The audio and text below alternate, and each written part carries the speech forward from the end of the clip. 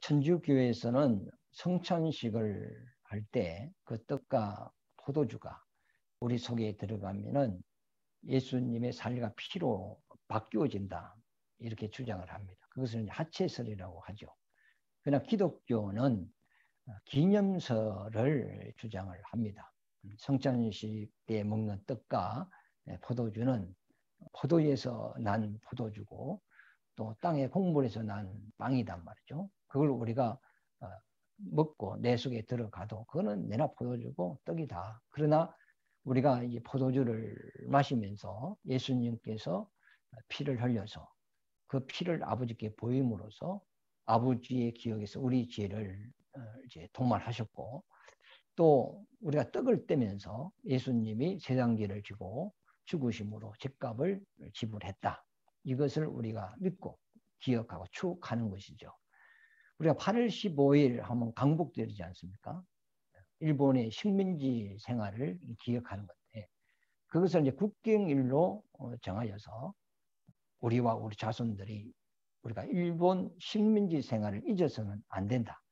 다시는 나라를 빼앗기는 이런 불행이 와서는 안 된다 하면서 우리가 그것을 이제 기억하는 것 같이, 우리가 성경에 나오는 모든 뜻과 날은 주님을 기억하는 그런 어떤 날이고 절기고 안식일이고 주일이고 그렇습니다. 바울이 그랬죠. 나를 중히 여기는 것도 예수를 위하여 중히 여기고 그랬거든요. 그러니까 이제 구약에는 안식일을 지켰어요. 그러면 안식일을 지키면서 하나님이 천지를 창조하시고 안식하신 분이시다. 그 안식하신 하나님이 우리 인생에게 영원한 안식을 주시는 분으로 우리는 그것을 믿고 기억하면서 그 안식일을 구약에는 지켰단 말이죠. 그럼 신약에는 주일을 지키지 않습니까? 주일은 안식 후 첫날이란 말이죠. 이 안식 후 첫날에 예수님께서 죽으셨다가 사흘 만에 이제 부활하신 날이죠. 그러므로 우리가 오늘 이 주일을 지키면서 우리도 주님 오실 그날에 주와 똑같은 모습으로 부활을 하여서 하늘나라에 갈 것이다. 그런 어떤 믿음과 그것을 기억하고 추억하면서 오늘도 우리가 이 날을 주님 앞에 와서 예배를 드리면서 지키는 겁니다. 그 이야기는 또 할례를 받는 것도 하나님의 언약을 기억하는 것이고, 그러니까 성경에 나오는 절기나 어떤 안식일이나 지금은 주일을 지키는 것, 이런 것은 다 주님을 기억하는 것이다 말이죠. 그런데 어떤 사람들은 이런 날짜에 어떤 신령한 능력을 부여해 버리고 그래요. 어떤 목사님은 그렇더라고.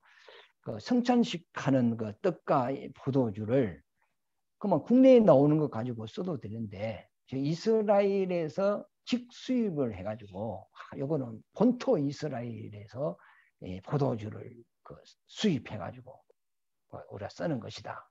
이 떡도 이스라엘에서 들어온 것이다 하면서 그 떡과 포도주의 어떤 신비함을 더하고 신령한 능력을 부여한단 말이죠. 그런 마치 천주교식이다 말이죠. 우리는 그걸 인정하지 할 수가 없다. 기독교는 기념설입니다. 기념설.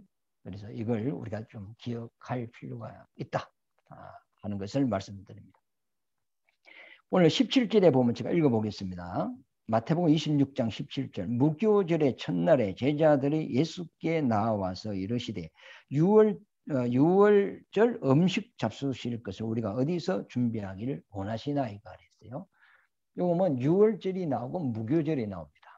근데 여기 지금 본문에는 무교절이 먼저 나왔는데 사실은 유월절이 15일이고 14일이고 유월절이 14일이고 무교절은 15일부터 일주일 동안 지키는 거거든요. 그러니까 유월절이 먼저 이제 이야기가 돼야 되겠죠. 유월절은 1월 14일인데 이스라엘 백성이 양의 피를 문설주에 바르고 이게 출애굽한 그 사건이거든요. 그러고 난 이후에 그 유월절은 양의 피를 발랐는데 하나님께서 그날 밤에 이제 죽음의 사자를 보낸다고 했습니다. 그래서 문술주에 피가 발라져 있는 집은 사망이 넘어갔단 말이에요. 그때 그 유자를 넘을 유자를 이렇게 쓴단 말이죠. 그래서 아침에 일어나 봤더니 그 피가 바르지 않는 집은 다 장자가 죽었고 그냥 하나님의 말씀을 믿고 피를 바른 그 가정은 다 사람들이 죽지 않고 살았단 말이죠.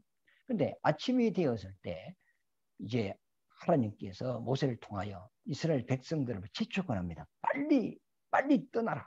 빨리 애굽을 떠날 수 있도록 한단 말이죠. 그러면 아침이 되면 그쪽에는 주식이 빵입니다. 밀가루를 이제 반죽해가지고 누룩을 넣고 이제 숙성을 시키는 거죠. 누룩이 들어가면 빵이 반죽이 부풀어지지 않습니까? 그래가지고 이제 빵을 만들어 먹어야 우리가 빵을 부드럽게 먹을 수 있는데 급히 애굽을 떠나야 되니까 누룩을 넣을 시간이 없었어요. 그래서 그만 반죽하다가 반죽을 메고 바로 나왔거든요. 그러니까 이 출애굽 사건이 사람이 어떤 계획으로 된 것도 아니고 사람의 능력으로 사람의 힘으로 된 것이 아니라 이것은 100% 하나님의 은혜로 된 것이라는 것을 이 유월절을 믿는 이스라엘 백성들은 반드시 무교절을 지켜야 된다. 무교절은 뭐냐? 유월절 다음 날부터 일주일을 지키는데 누룩을 넣지 않는 빵을 일주일 동안 먹는 거예요. 왜? 누룩이라는 것은 자기 행위를 이야기하거든요. 그러니까 이 유월절이 사람의 행위로 된 것이 아니다. 애굽에서 우리가 출애굽한 것은 사람의 능력으로 된 것이 아니다. 이것은 사람이 단 하나도 개입된 것이 없고 하나님의 능력으로만 된 것이다 하는 것을 무교절을 통하여 이것을 지키는데 이것이 신앙 고백입니다. 그래서 오늘날도 이스라엘 백성들은 무교절이 유월절이 오면 이 무교절을 지키기 위해서 집안에 있는 누룩을 전부 다 내버립니다. 내버리고 진공청소기로 구석구석 그 누룩 어떤 가루라도 떨어져 있으면 안 되니까 그걸 진공청소기로 막 깨끗하게 대청소를 하고 이제 무교절을 지킨단 말이죠. 지금 이것을 이제 우리에게 적용해 볼 것 같으면 우리가 예수님의 은혜로 구원을 받았다면 그 사람은 하나님 앞에 이 구원은 나의 힘으로 된 것이 아니고 주님의 은혜로 된 것입니다. 이것을 반드시 이제 신앙 고백을 하는 거죠. 그러니까 이 유월절을 믿는 사람은 무교절을 지키는 것 같이 예수 그리스도를 믿고 구원을 받은 사람은 반드시 하나님 앞에 신앙 고백을 하는데 이것은 주님의 은혜로 된 것입니다. 하는 이 고백을 해야 된다고. 그래서 이스라엘 백성이 출애굽을 하고 이제 광야로 나왔습니다. 나와서 시내산에서 이제 하나님의 부름을 받고 모세가 올라가서 율법을 받아 내려온 이후로부터 이스라엘은 수천 년 동안 이 유월절 음식을 이제 먹으면서 유월절과 무교절을 이제 지켜나가는 거죠.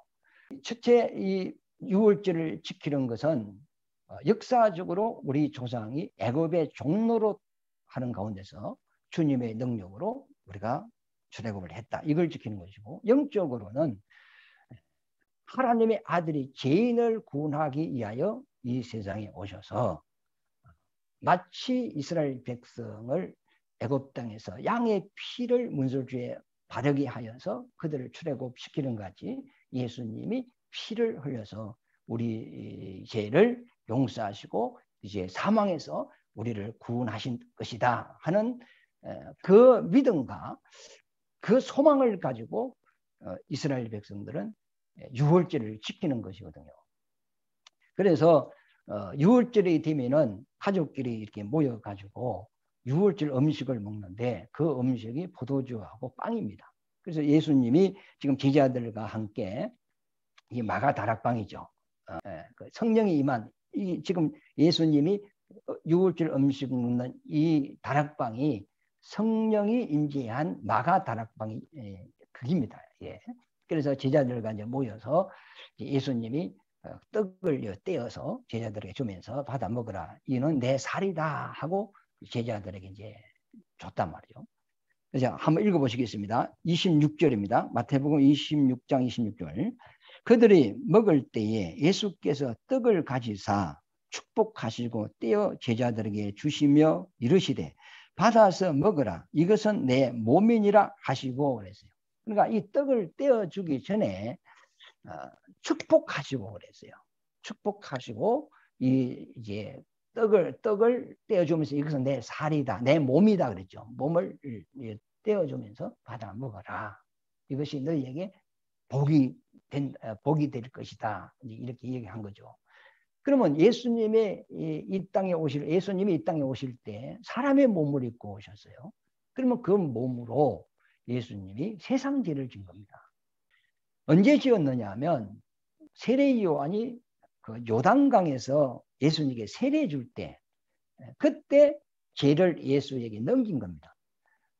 세례 요한은 제사장이거든요. 제사장은 제물의 머리에 그 죄를 등가시키는 그 역할을 합니다. 그러면 죄를 넘겨받은 그 제물은 반드시 죽게 되어 있습니다. 그것을 이제 구약 제사법에 의하여 계속 그 자기 백성들에게 보여왔습니다. 그러니까 사실은 이 양이 죄를 뒤집어 쓰고 그 희생 제물을 드리는 것은 비우고 제물의 실상은 예수입니다. 그래서 세례 요한이 이제 예수님에게 세례를 베푸면서 죄를 증가를 시키죠. 그러면서 세례받고 예수님이 걸어가시는데 세례 요한이 큰 소리로 그 무리 앞에서 이야기하기를 보라 세상 죄를 지고 가는 하나님의 어린 양이로다 그랬어요. 그러면 세상 죄를 졌다면 이제는 죽어야 된단 말이죠. 마귀는 죄 없는 자를 삼킬 수가 없어요. 그거는 불법이 되거든요. 그러나 죄인을 삼킨다 그랬어요. 고린도전서 15장에 보면 마귀가 쏘는 화살은 그 사망의 화살인데 죄인에게 쏜다 그랬어요. 그런데 예수님이 사람의 죄를 치고 십자가에서 사망에게 상침받았다 그랬거든요. 그런데 예수님께서 죽은 자 가운데서 3일 만에 부활하심으로 바울이 이제 그 고린도전서를 썼는데 사망아 너가 쏘는 것이 어디 있느냐, 너가 이기는 것이 어디 있느냐 하면서 사망이 생명에게 상침받았다 이런 표현을 썼단 말이죠. 우리 한번 볼까요? 고린도전서 15장을 54절에 보면 이 썩을 것이 썩지 아니함을 입고 이 죽을 것이 죽지 아니함을 입을 때에는 사망을 삼키고 이기리라고 기록된 말씀이 이루어지리라. 그래서 창세 이후로 인류는 다 사망에게 삼켜버렸어요. 사망을 이긴 자가 없어요. 그런데 선지자가 예언하기를 하나님의 아들이 이 땅에 오시면 그 사망을 이긴다는 거예요. 사망이 예수를 삼켰단 말이죠. 세상 죄를 예수님이 지었단 말이에요. 그러니까 이 죄를 가지고 있으니까 마귀가 삼켜버리는데 그 죄는 예수님의 죄가 아니고 사람의 죄단 말이에요. 사람의 죄를 지고 죄 없는 자가 죽은 거예요. 그리고 죄는 장사 지내버리고 예수님은 죄가 없기 때문에 사망날 부활해버렸거든요. 이 사망이 생명에게 도리어 상침받아버렸어요. 그것을 이제 이야기를 하는 거죠. 55절에 보면 사망아 너의 승리가 어디 있느냐, 사망아 내가 쏘는 것이 어디 있느냐. 사망이 쏘는 것은 죄요. 그렇죠? 죽음의 화살, 사망의 화살을 죄인에게 쏜단 말이에요.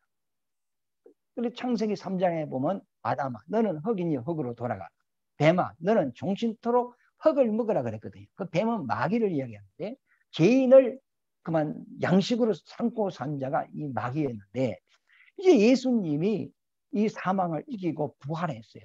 그러니까 이제는 이 사망이 쏘는 화살을 어디 있고 이기는 것이 어디 있느냐. 예수 안에서는 이 사망이 다 물려가게 돼 있거든요.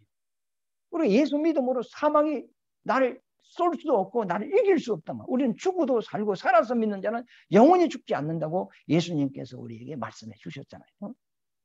그러므로 56절에 보면 사망이 쏘는 것은 죄요 죄의 권능은 율법이라 우리 주 예수 그리스도로 말미암아 우리에게 승리를 주시는 하나님께 감사하겠다. 예수의 승리가 우리 승리잖아요. 예수의 죽음이 우리 죽음이고 예수의 부활이 우리의 부활이지 않습니까?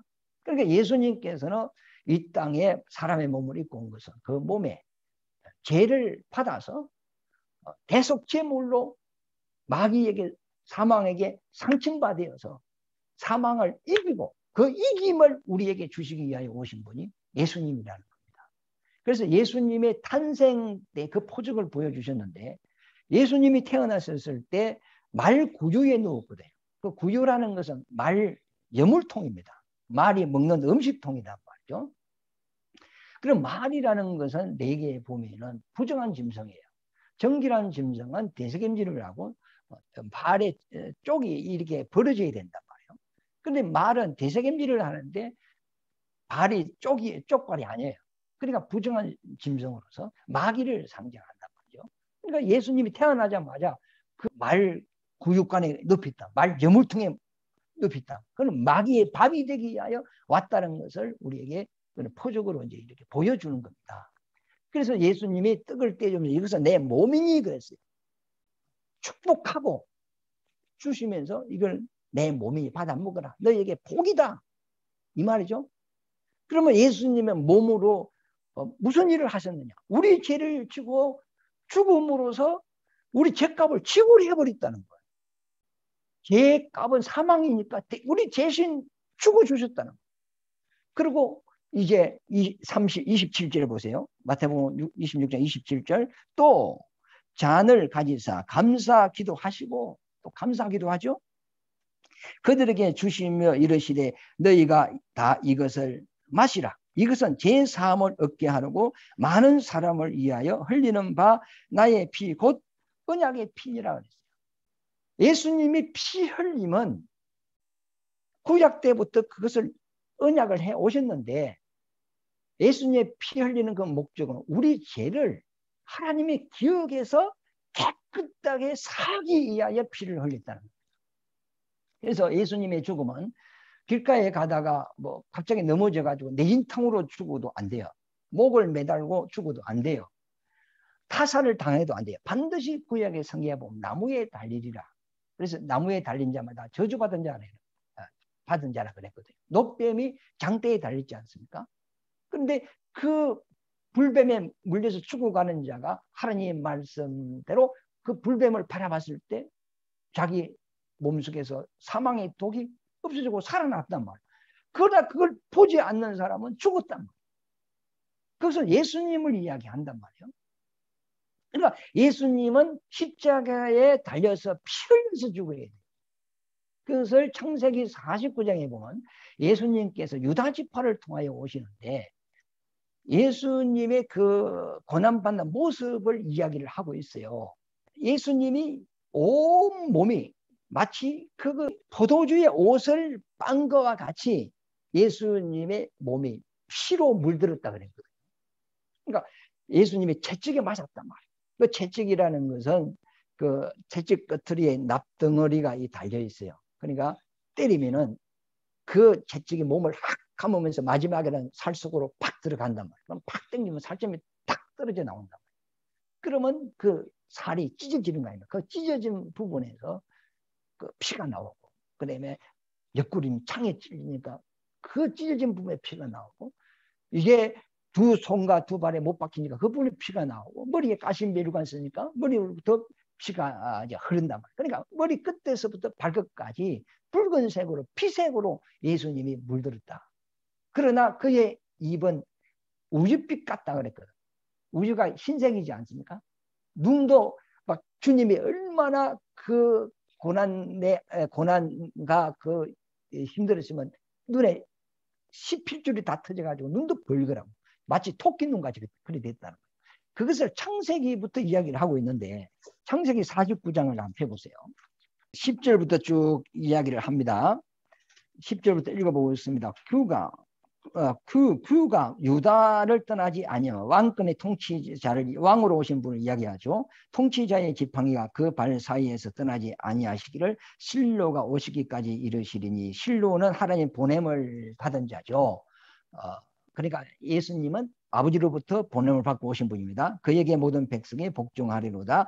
그의 나귀를 포도나무에 매며 그의 암나귀 새끼를 아름다운 포도나무에 맬 것입니다. 예수님이 예루살렘에 올라갈 때 나귀 새끼를 타고 올라간다는 것, 이것을 여기서부터 예언하고 있어요. 포도나무에 맨다는 것, 무화과나무에 매면 안 됩니다. 포도나무에 매야 됩니다.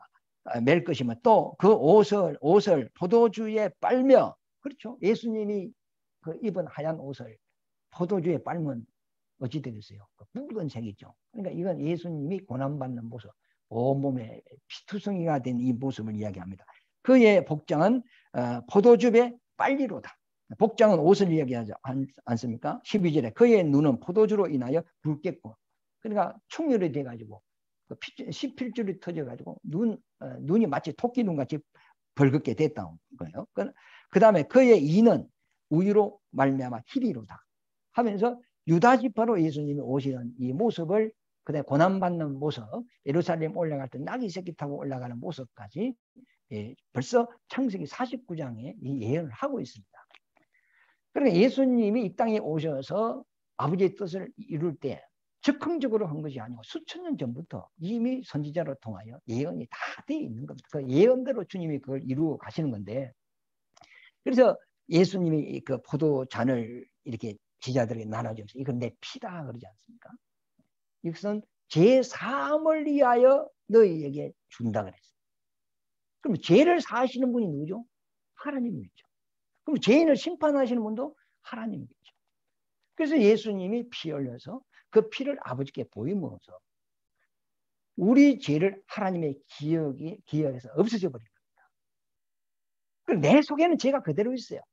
여러분 예수 믿어도 악한 생각이 그대로 나오고 예수 안 믿을 때와 믿을 때 별 차이가 없습니다. 그 성깔 그대로 있지 않습니까? 그 고집, 그것이 습관이 그대로 있거든요.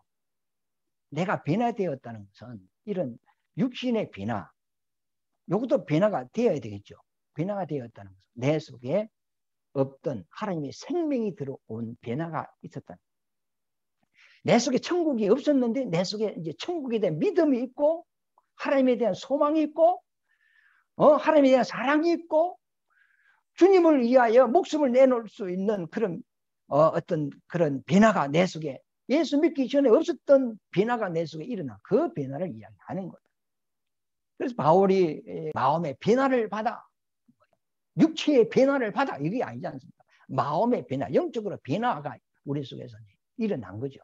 그러니까 하나님의 기억에서 예수님의 피를 흘림으로 우리 죄를 없애버려. 지금 예수 믿는 사람들의 죄는 하나님의 기억에서 없어진 거예요. 문설주의 피를 발랐더니 사망의 사자가 그만 넘어가 버린 거예요. 왜?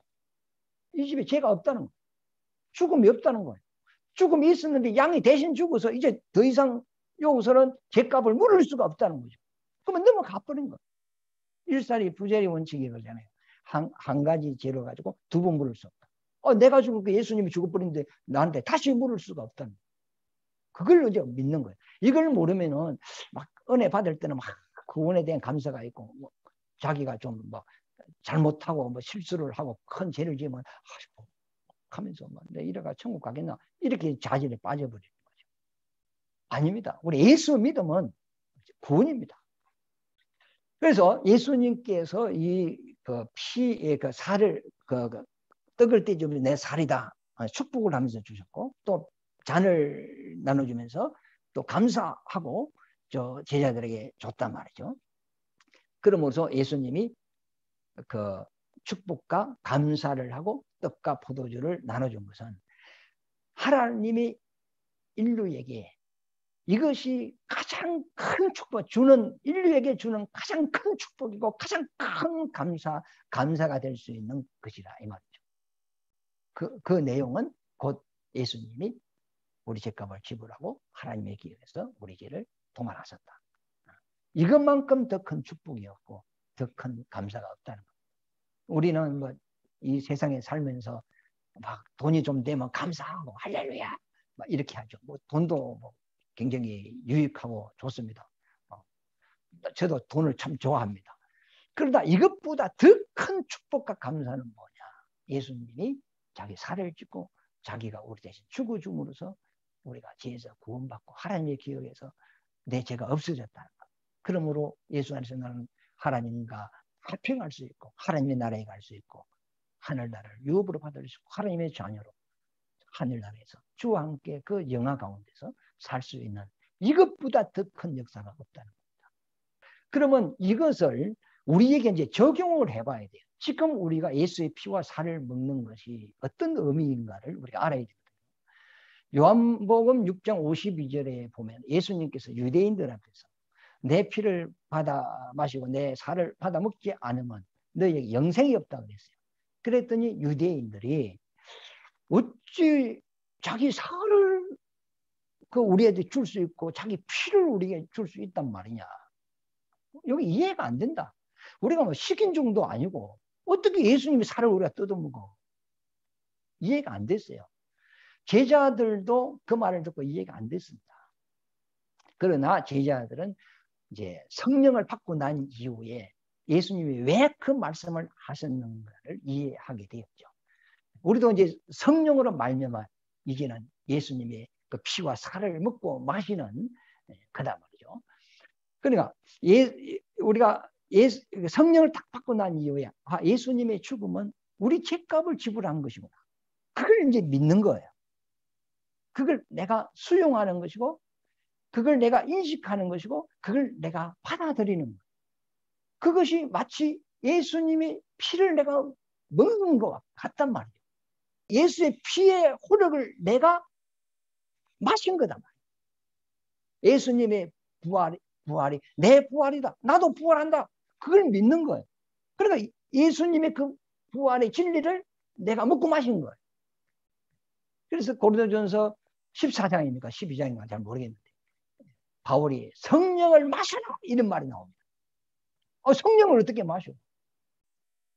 그럼 성령을 받아들인다는 이야기예요. 예수님이 내 죄값을 지불하고 예수님이 하나님의 기회에서 내 죄를 사하셨다.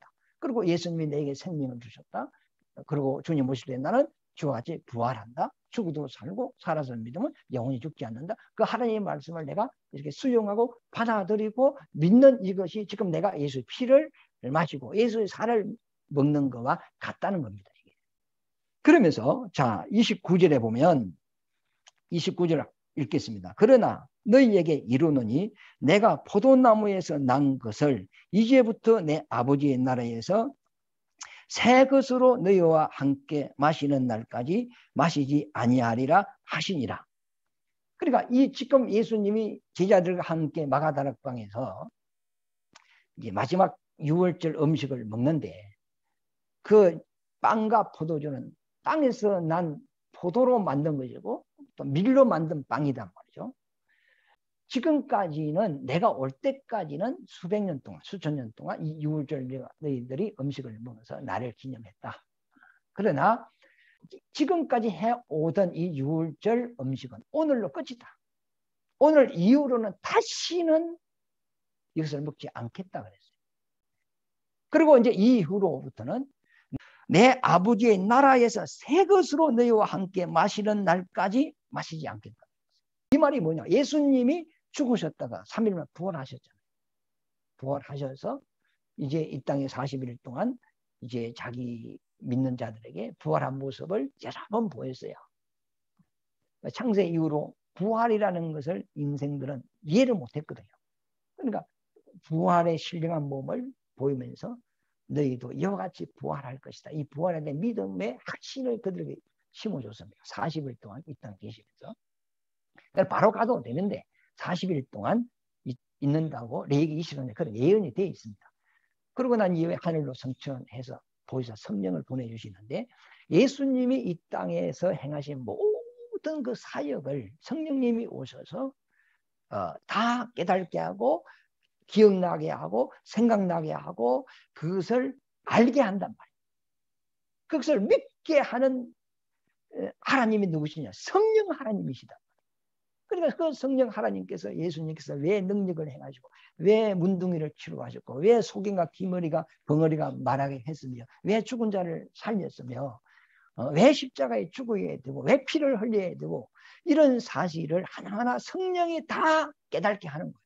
그리고 그때 그게 믿어지는 거예요. 아멘, 아멘, 아멘 하면서 그걸 내 속에 받아들이고 그걸 내가 인식하는 거예요. 그것이 내가 예수님의 그 하늘로부터 이제는 이 빵으로 포도주로 하는 게 아니고 내 아버지 나라에서 주는 것을 성령으로 이제 먹고 마시는 거예요. 우리가 그 마태복음 4장 4장에 보면 사람이 떡으로만 살 것이 아니라 하나님의 입에서 나오는 말씀으로 산다는 거죠. 그러니까 우리가 하나님의 그 영원한 말씀, 그 생명의 말씀 이것을 누굴 통하여 먹느냐? 성령을 통하여 먹는다. 여러분, 내가 성경을 읽으면 이 성경 이해 안 돼요. 성령이 깨달게 하면 아멘, 눈물이 나오고 감사가 나오고 찬송이 나오고 이게 믿어진단 말이에요. 먹는 자니까 꼭 입으로만 먹는 것을 생각하면 안 되고 눈으로 내가 보고 아주 사람이 걸어가구나. 벌써 내 속에 눈으로 내 혼이 인식을 했다. 그럼 그건 내가 먹은 거예요. 누가 내 등에 손을 댔어요. 내가 그것을 느꼈단 말이에요. 오간이 있잖아요. 오간. 그러니까 그 맛을 또 냄새로 또 귀로 또 피부로 이렇게 우리가 눈으로 이게 밖에 있는 것을 내가 그 인식을 하고 내 속으로 받아들이지 않습니까? 그걸 다 내가 먹는 거예요. 포획만 다를 뿐이다. 그래 지금은 우리가 예수로 더불어 먹고 마시고 예수의 살을 먹고 예수의 피를 먹고 예수의 생명을 먹고 이것은 하나님의 말씀을 내가 성령으로 깨닫고 이걸 내가 믿고 이걸 인식하고 내가 받아들이고 아멘. 이것이 지금 내가 주님과 함께 먹고 마시는 거예요. 이 말씀으로 하나님과 교제하는 거죠. 하나님의 말씀을 아멘하고 하나님 감사합니다. 또 하나님께 감사하고 또 하나님이 우리에게 또 깨닫게 하고 하나님과 교제하는 거죠. 이게 먹고 마시는 거예요. 이렇게 이제 말씀하시고 30절에 보면 이제 그들이 찬미하고 감난산으로 나아가니라. 성장식 이제 마쳤단 말이에요.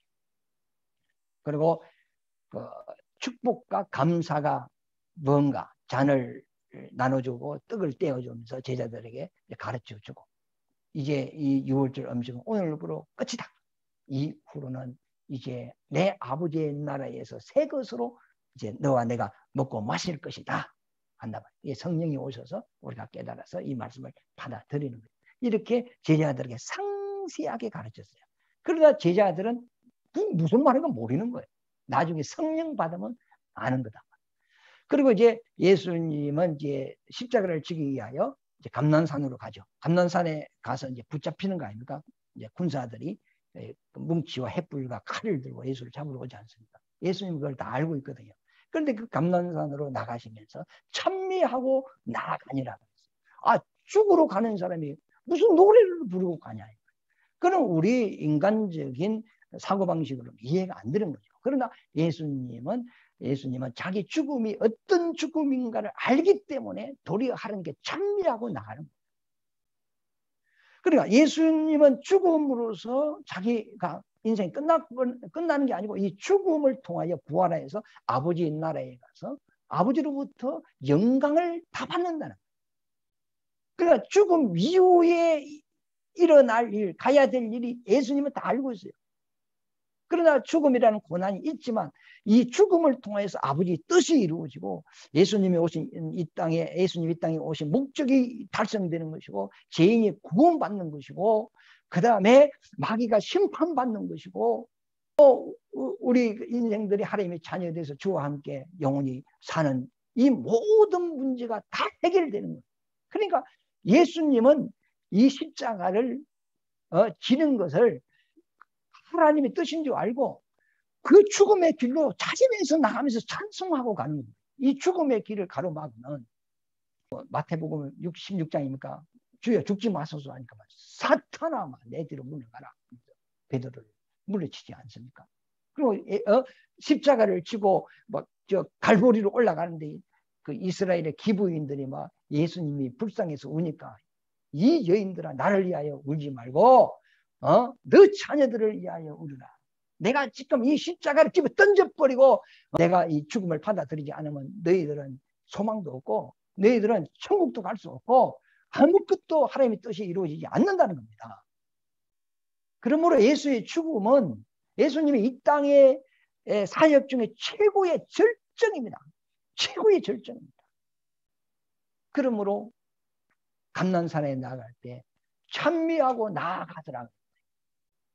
시편에 보면은 찬미라는 말이 있고 찬양이라는 말이 있고 찬송이라는 말이 있어요.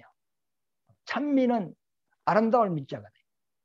하나님의 그 지혜를 찬양한다.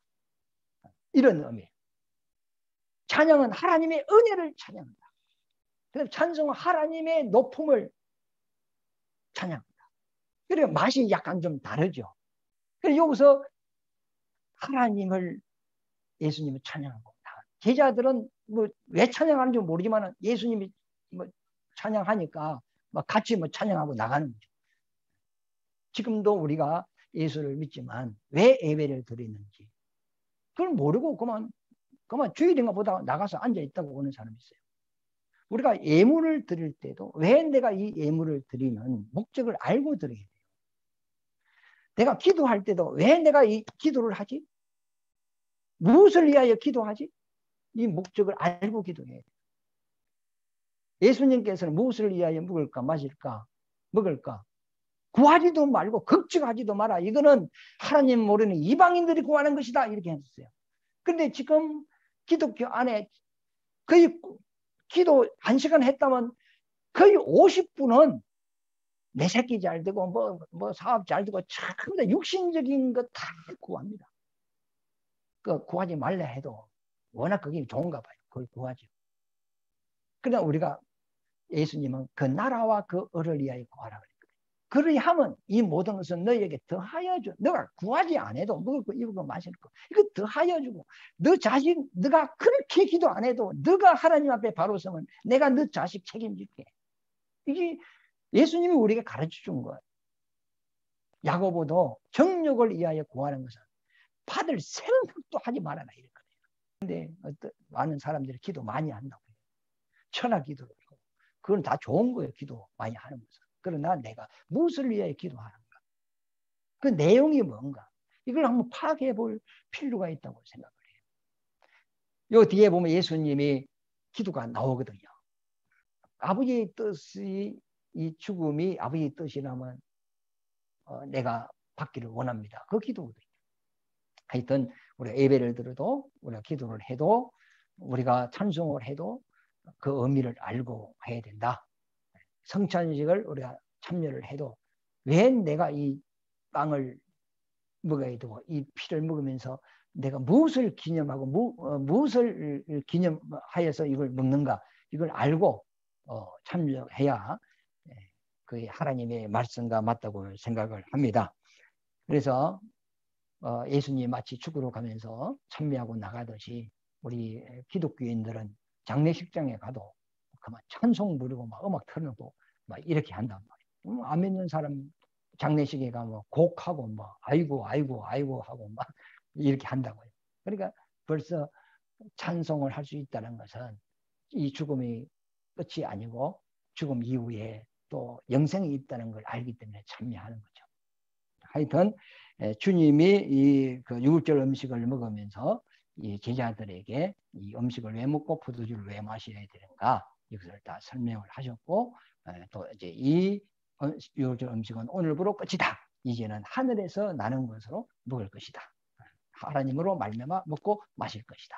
이것은 지금 우리가 하나님의 말씀을 통하여 하나님의 그 생명을 먹고 마시고 또 사랑을 먹고 마시고 복을 먹고 마시는 이런 것으로 이해하면 될 것 같습니다. 그러므로 여러분들 항상 찬송하고 찬미하고 그렇게 사시기를 예수 이름으로 축원합니다.